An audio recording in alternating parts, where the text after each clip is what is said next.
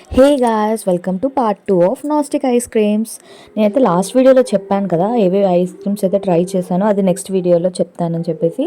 So ఈ వీడియోలో మీరైతే ఏమేమి ట్రై చేశానో చూసేస్తారు. ఫస్ట్ వచ్చేసి నేను అన్నీ తీసుకుంది పాప్స్ తీసుకున్నాను, ఎందుకంటే డిఫరెంట్ ఫ్లేవర్స్ ట్రై చేయాలి కదా.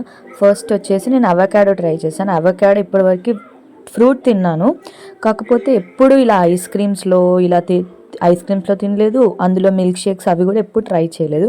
అవకాడో అయితే సూపర్ ఉంది.